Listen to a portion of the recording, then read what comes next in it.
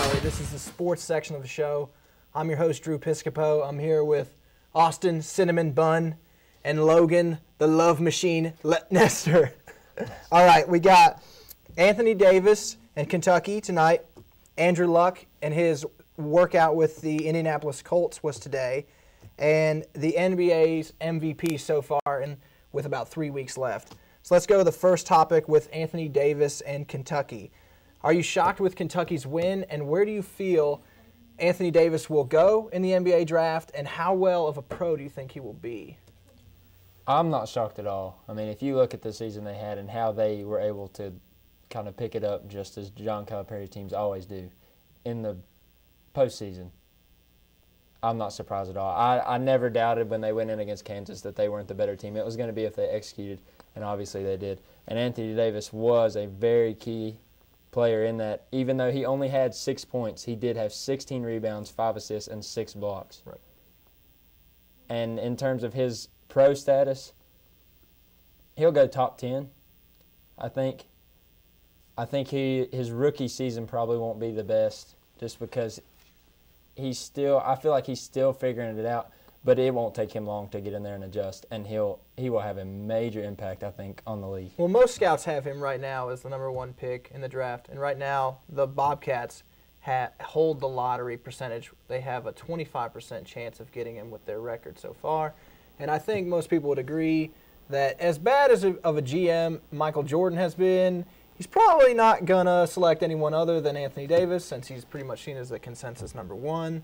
With that being said, how good of a pro do you think Anthony Davis will be? Well, first of all, I want to say that I'm not sure about Austin's statement that John Calipari teams always pick it up in the postseason. This is his first national championship, and I know it's hard to win a national championship, but his first national championship, and he's had so many great teams. All right, and then he will go.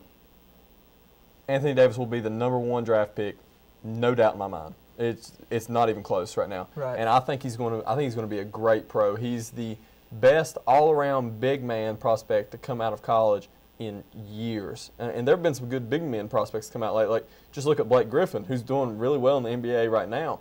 Blake Griffin could score and rebound, but you don't see the same assist or block numbers out of him that you do out of Anthony Davis. Anthony Davis can do everything on a basketball court. His scoring will not be like some of the big men in their primes, like the Tim Duncans, Kevin Garnett's, Shaq's that were scoring 25 points a game in their prime. That's not him, but he'll do everything on a basketball floor. He'll be floor general. You can run offense through him. I think he's going to be a great, great pro because he's a really smart player also.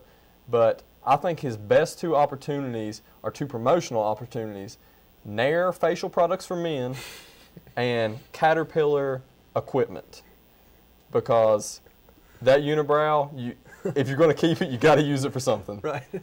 So if he goes to the Bobcats, do you think he can be the starting point to turn that Absolutely. franchise around? They're going to need they've got some good young guards. DJ Augustine's a good guard, not great, but they need to bring a guard around him.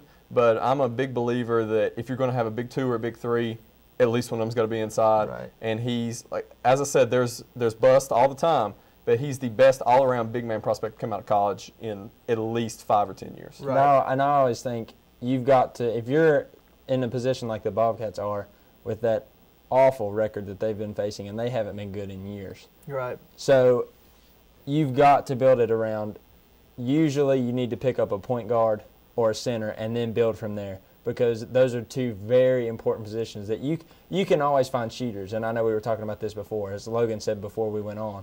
You can always find shooters. That's not a problem, but it's really hard to find a really good true point guard and a really good big man. Well, with Kemba Walker as their pick last year, he's kind of underachieved a little bit. Do you think he is that missing link, or do you go with DJ Augustine? I think Kemba Walker, as good as he had a year in college, I really, and he had a good college career, but he just came on so strong, and for a team that made an incredible run in the NCAA tournament, I think his draft skyrocketed too much. That's why I don't like huge drops and huge gains in the draft late season. I don't believe in that. Usually what you thought before was true.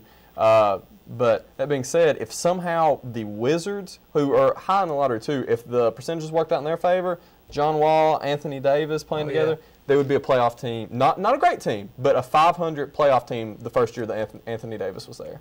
Okay. I want to talk about Calipari real quick. Do you think if the Knicks offered it, do you think he's willing to take that, or do you think he's staying in Kentucky? Honestly, I could very well see him going and taking the Knicks because look at the players they have. Mm-hmm. That's him. I can see him working that system very nicely. And him coming off this national championship, Right. You know, in his head, he's thinking, well, now I can go win one at the next level. Right. So if I was him, I think Calipari with the Knicks, what do you think? Oh, if they ask, will he? No. Should he? Yes, because there are no NCAA sanctions for the New York Knicks. Okay. And no matter where he's at, there will be NCAA sanctions. All right, we're going to take a small break. When we come back, we're going to talk some Andrew Luck with the Indianapolis Colts today.